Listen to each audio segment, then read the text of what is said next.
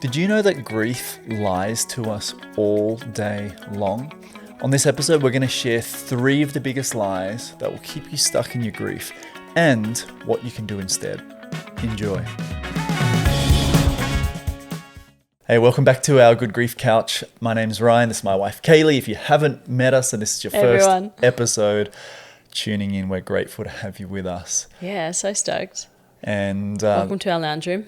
Yeah, and if you are a long-time listener, then you would have heard our last episode. We made it through the cyclone. We did. I feel so grateful to look outside and see blue skies again, and like the greenery and the trees just shining and the warmth, because I haven't experienced that much rain in a long time. Yeah, rain and clouds get you down, hey? Like that, they just change your mood.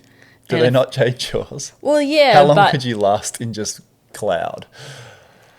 I don't know. I haven't tested it. I haven't really thought about it, but like I watch the weather and so I know when the next sunny day is coming. Maybe you don't. But the weatherman is so wrong. Well, that's right. So you don't know when your next sunny day is coming. So it's like, I don't want it to get me down. I'll just do my rainy day activities and keep trudging.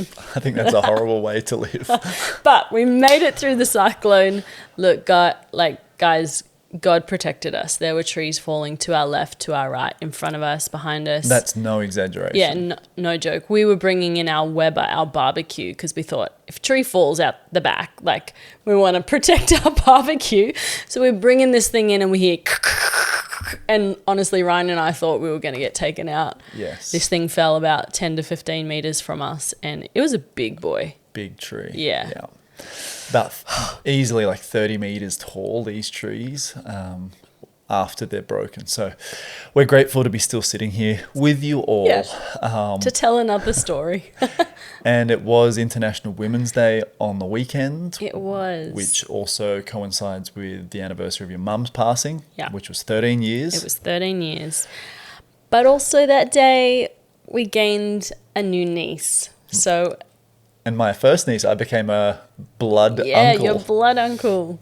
So that was super, super special. And it just so happens that our daughter Nazare and now her younger cousin Lily are 11 months apart on my mother's anniversary. And my mum and her sister were 11 months apart, even though they're cousins and sisters. It's just this unique, cool, quirky little thing. So it's very special to me. Finally, after the winds and the debris was cleared, we were able to get down and actually visit her and hold her for the first time. Yeah, which was really special. And it was just a kind of a surreal moment as we've been reflecting as to like how death and life continue. They're normal and natural parts of life. And to know that we were celebrating and reflecting on your mum, but then also welcoming and celebrating new life. And it was just... I've never, and kind of like when our daughter was born, Nazare, the very next day, within 12 hours, we lost a friend to a traumatic accident in ICU. And that was a real, pivotal moment of like, wow, we just welcomed new life. And then we're grieving the next day. We had to say goodbye to a life. I feel like this happens actually more often than we think. Like tingles. Yeah. This whole, death and life circle rotation. But it's been going since Adam and Eve, time. The very start. So today, I guess we want to talk about a couple of big things, 3 in particular, that are lies that will keep you stuck in grief. And we've been we've said some of these things over time. Victim? Victim, to it, or victim to these. Trapped by it. Yeah. Held down, held back. But there are many. There are lots of lies when it comes to grief and loss. We want to share just 3. We just want to give you some of the big icebergs, so that... Which you're probably aware of, but maybe you're not aware if they are affecting you or whether you are letting them, hold you back. Totally. Yeah. I think once you hear these, they're either going to be a refresher that you're like, oh yeah, I did know that, but I've forgotten it. Or it's going to be news to you and you're like, cool, I can now keep an ear out, keep an eye open if they rise up, if I'm saying it mentally, as you know, we're constantly talking to ourselves, or I actually verbally say it to somebody, or or someone says it to you, I comment online, and yeah, you hear it in a conversation. So yeah, maybe it can just give you a different perspective, some new language to use instead when you hear it or whatever. Yeah. And some of these have popped up just recently. Like we're always like, we get so many comments on Instagram and inside our Good Grief Club, and we're always paying attention to those and listening and just watching and feeling for you as well. So some of these have been birthed from those conversations. And you might think like the obvious first one is like, are we still saying that? But like, yeah, some people are. Totally. Well, should we start with the so-called obvious first one? Yeah. Yeah, normally we work from like least obvious to, or smallest to biggest. But let's start with the banger. All right, this is one of the biggest, if not the biggest, lies in grief. It's 4 words long and it goes like this: time heals all wounds. Bam, bam. Time doesn't heal all wounds. Yeah.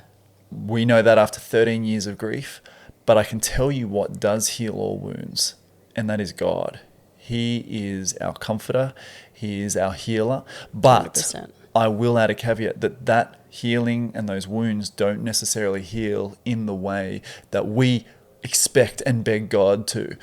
And if we were to change everything that He had in plan, He wouldn't be God. We would be God. Yes. And I'm so thankful that I'm not God, because I don't know if you've seen Bruce Almighty. Things go terribly wrong when we weren't designed to be God. gives the power to a human. And so Yeah. time does not heal all wounds. We cannot just expect that, okay, after a year, my grief is going to subside. It's going to be subsided, and I'm going to miraculously feel normal again, feel whole again, not feel like I'm suffocating and struggling through moment to moment.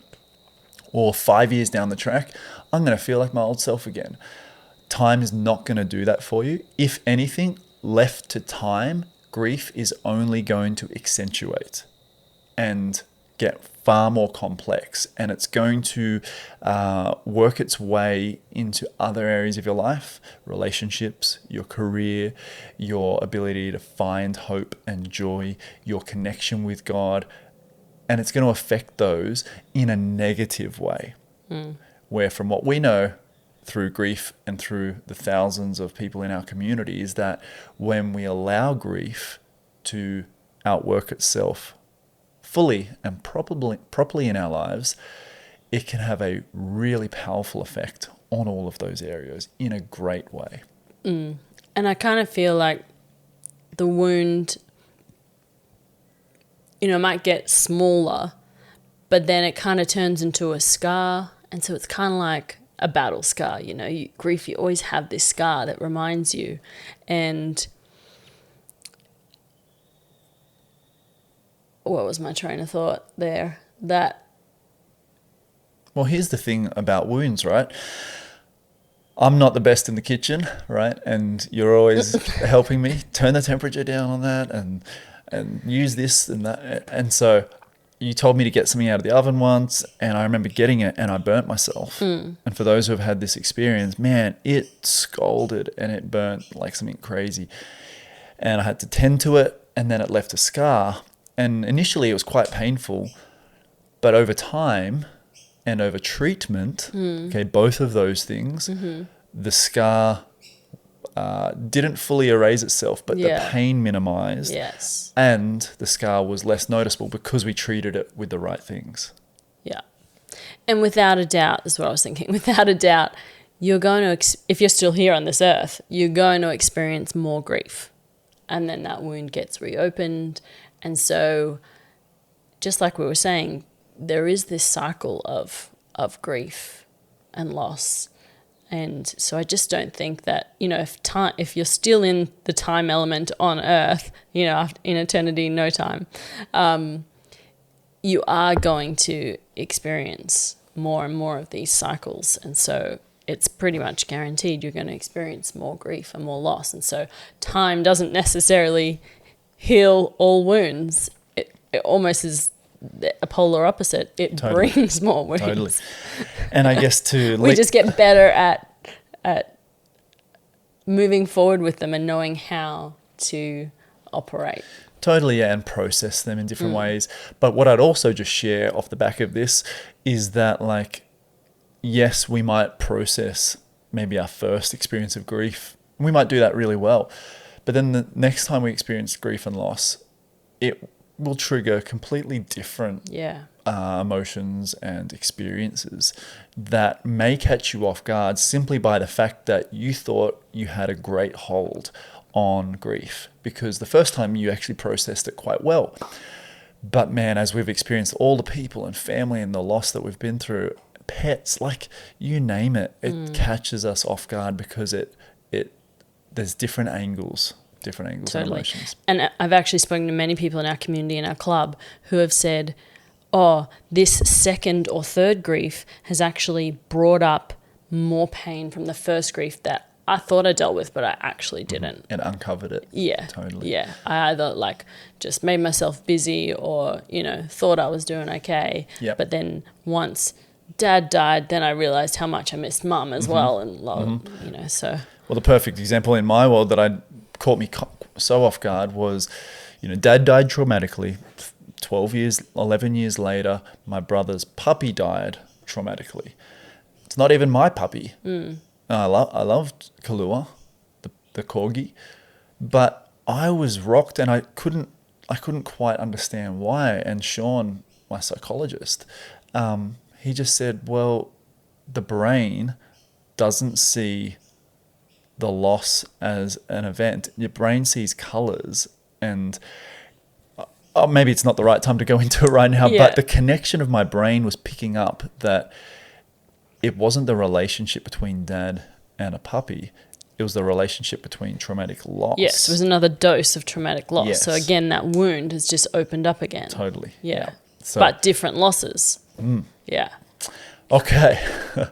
Rabbit hole. Let's leave that one there. Yes. Yeah, we could. Because we've got 2 more big lies to come. Yes. All right. Hopefully you're taking this in as we go and catching all of the things that we're throwing. Yeah. Lie number 2. Lie number 2 is that I just want to get back to my old self and feel normal again. Yeah. Guys, reality, this is your new self. You won't get back to your old self. That self has died as well. To be real, just to be frank with you. Totally. You're not going to be that same person again, no matter how hard you try, no matter what you do, no matter what therapies and help you get. You are a new person now. The hope in that is that the new person that you are and that you are becoming is going to be far more compassionate, grounded, loving in so many ways. Resilient, yeah. Faith-filled. Hopeful. Totally. Eventually.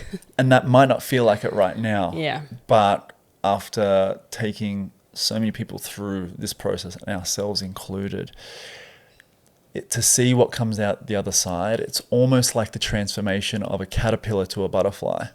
One self is dying, but a new self is flourishing. And if you're a caterpillar, you might not like the process that takes place. And you're like, I'm quite happy with how life was and crawling around on trees, nibbling greenery. On leaves, yeah. But look what comes from it. Totally. A butterfly that is able to fly around, and there's no greater superpower than being able to fly. And don't they get cocooned for a bit while the whole totally. So you might be in that cocoon stage right now, feeling like I'm trapped. I'll never get out of here. Am I ever gonna see the light of day I'm again? Isolated. Yeah, I'm isolated. Somebody help! No one's helping me. No one gets it. But then look what happens. Just hang in there, because I feel like it's, for all those Pokemon fans, I feel like it's like evolving. You're going up a level. Maybe you're a Mario fan. Okay. You can't bring up multiple Yeah, I can. I'm different doing it. I am doing games and cartoons into one analogy. You're going up a level or you're evolving. Take your pick. You've got to go through some kind of transformation or battle to come out the other side stronger, better character. Totally. You know, more resilient and all that. So,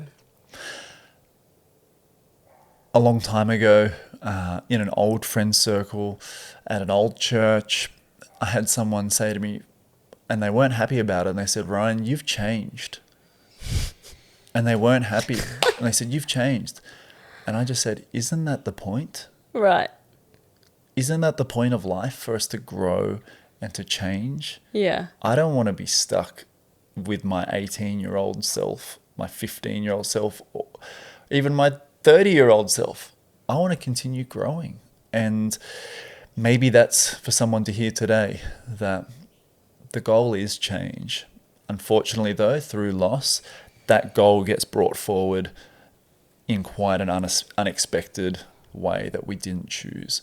But we're here to provide you with hope that the transformation, that journey that you're on, will result, if you allow it and allow people to help you and guide you through it, will result in something beautiful.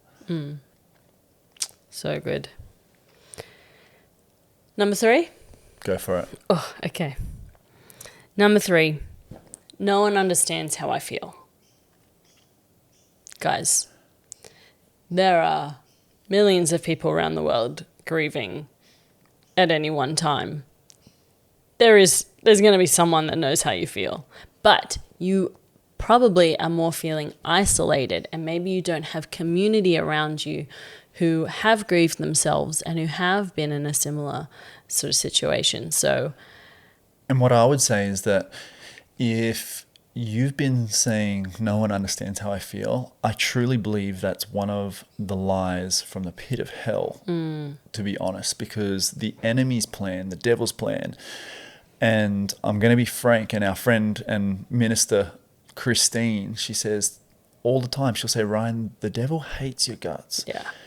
The Bible says the devil is roaring around like a lion, looking to steal, kill, and destroy.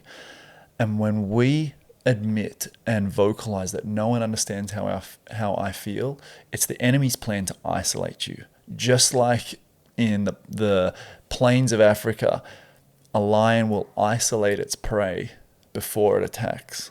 It is the exact same thing. And if the enemy can isolate you from a supportive community or from thoughts that people do understand how I feel and I'm not alone, if he can isolate you, you got a target on your back. Yeah. And so we're here to tell you that 1, you're not alone. 2, people do understand how you feel. 3, people are walking through a very similar loss or journey to you right now, whether that's been a traumatic loss, a long-standing illness that's happened. Maybe it's anticipatory. Someone is sick right now. It's dementia. Or maybe it's been relative to you, like it's your child or your spouse or your grandparent. We've met just about everybody over the last few years, hundreds of thousands of people that we've spoken to, walking through all of these losses. And recently, this week, I connected with one of our community members, Ashley, and she had lost her older sister, and they were like best friends, even though they were 12 years apart. And she was just like, I've never felt something so painful. And I said, hey, you need to connect with Lindsay in our club. I'm like, she also lost her sister and she also loves Jesus, and I can just see you guys would hit it off so well, and she would understand exactly how you're feeling. And she was like, oh my gosh. She was like, thank you so much. You don't know how much this means to me, how much I appreciate it, because I just feel like no one understands it. Totally. That's it right there. Shout out Lindsay too. Yeah. What a beautiful human. Yeah. We love Lindsay. So people do understand. And I remember when again, Dad died, I just wanted to find other guys that lost their dad. And man, that meant the world to me to hear that they were a few steps ahead of me and that they were moving forward. They were still experiencing certain stages and milestones. Like I remember one guy, Isaac, and he'd just got married, and I thought, wow, you can still get married after going through that loss. And I was like, whoa. But now I look back, I'm like, of course. You know, the Bible says that the Lord is near to the brokenhearted and saves those crushed in spirit. And so right now, maybe if you are feeling isolated, God understands. Yeah. And Jesus is known as a man of sorrows, acquainted with grief. And so right now, if you don't have support or connection around you, go to Jesus, because he understands. 100%. He lost people. He was despised and rejected. People said the worst things to him. They tried to stone him. They put him on a cross. He felt the weight of the world's sin. And so he is our comforter, and the one that no matter what situation we feel no one else can understand, he can. Yeah. So there could be these 3 lies, maybe even more, that could easily get you down. But we want to let you know that there's hope in God, there's hope in Jesus, there's hope in his promises, and there's hope in eternity. Amen. Totally. You know, and just maybe to finish, Isaiah 61 may be a chapter that you want to pick up and read. And it says that he is going to trade our ashes for a crown of beauty, and our mourning for gladness. And these pictures are worth holding on to. Yeah. Because grief is going to remain with us until we leave this earth. There is no start and end point for grief. We carry it with us. We carry it very closely with us. But we want to allow that to transform through us and the people around us as well. And so we hope and pray that this conversation has just blessed you. Hopefully it's made you aware to some of these lies that we're here to tell you aren't true. Yep. And that there is hope. And maybe you can share it with others that you might hear them saying them as well. Totally. Or non-grievers. Fully.